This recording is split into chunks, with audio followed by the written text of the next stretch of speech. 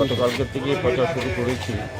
সাতনগর বিধানসভা অন্তর্গত 17 নম্বর ওয়ার্ডের 44, 45 ওয়ার্ডের বুথে আমরা বাড়ির প্রচার যাচ্ছি। আমাদের সঙ্গে আমাদের ওয়ার্ডের যে কর্পোরেটর আছেন, এখানে যারা নেতৃত্বরা আছেন, বুথ প্রেসিডেন্ট সবাই কার্যকর্তারা, ডিস্ট্রিক্ট রাজ্যের নেতৃত্বরা আমার সঙ্গে বেরোচ্ছেন। বাড়ি বাড়ি আমরা যাচ্ছি, ব্যাপক সাড়া এবং উৎসাহ লক্ষ্য করছি।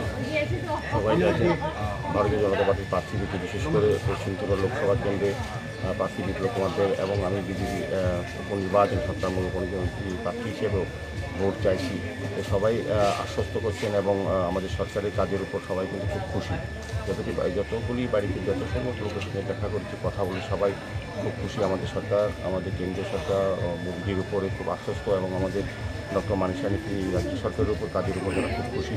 পৌর নিগমের কাজের উপর যারা ওয়ার্ডে কর্পোরেটর আছেন, তারা সবাই কাজ করছেন এবং এই এলাকার উন্নয়নে সামগ্রিকভাবে রাজ্য সরকারের যে কাজগুলি হয়েছে তারা কিন্তু আমরা উন্নয়নের দিকে ভোট চাইছি।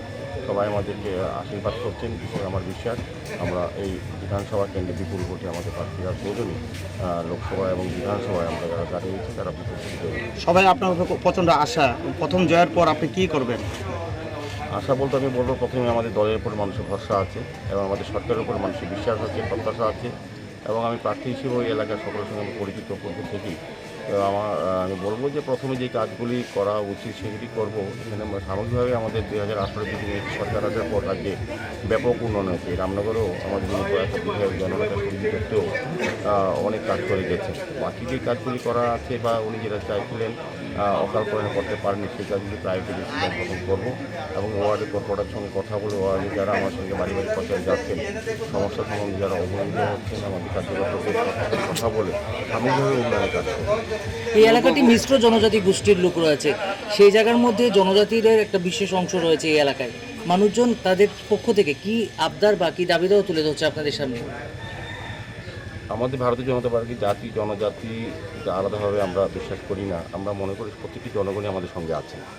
আর যেখানে মিশ্র এরিয়া বলেছেন, এই এলাকার মানুষ খুব খুশি। আমি প্রতিটি জনজাতি এলাকার যতটি বাড়ি এখানে গেছি এখন অবধি, সবাই আনন্দিত, খুশি এবং প্রার্থী হওয়াতে তারা খুব আমাকে গ্রহণ করেছে। আমার মনে হচ্ছে তাদের কথাবার্তা এবং উৎসাহ দেখে এবং তারা আমাদেরকে ভারতীয় জনতা পার্টি পশ্চিম ত্রিপুরা লোকসভা যে দাঁড়িয়েছেন বিপ্লব কুমারদের এবং আমাকে তারা ভোটদান করবেন, তারা নিজেরই গণদেবতাদের জন্য কি মেসেজ রাখবেন? না, আমাদের বার্তা তো হচ্ছে উন্নয়ন। তো মেসেজ বলতে আমরা বলবো যে আমরা যে কাজগুলি করার দরকার সেগুলি করবো, মানুষের সমস্যা, মানুষের মৌলিক চাহিদা পূরণ করবো, সার্বিকভাবে সকল অংশ মানুষের কল্যাণে যেগুলি কাজগুলি করার সেগুলি আমরা করবো। দীপকবাবু, আপনার বিপক্ষে যিনি দাঁড়িয়েছেন উনি বলছেন আপনাদের 6 বছরে একটিও কাজ হয়নি রামনগর এলাকায়। তো আপনি এই বিষয়ে কি বলবেন? এটা হচ্ছে ওনার বক্তব্য। বিরোধী দলের তো সবসময় এই ধরনের বক্তব্য থাকে, ওনারা এইভাবেই বলেন। তো আমি বিরোধী দলের নেতা বা বিরোধী দল কী বলেছে সেটা আমি যাচ্ছি না। আমরা এই 6 বছর কী কাজ করেছি সেটা বলছি। মানুষের উপলব্ধি মানুষ অনুভব করবেন যে এই 6 বছরে বিজেপি নেতৃত্ব সরকার কী কী কাজ করা হয়েছে, পৌর নিগম কী কী কাজ করেছেন, মানুষ দেখবেন।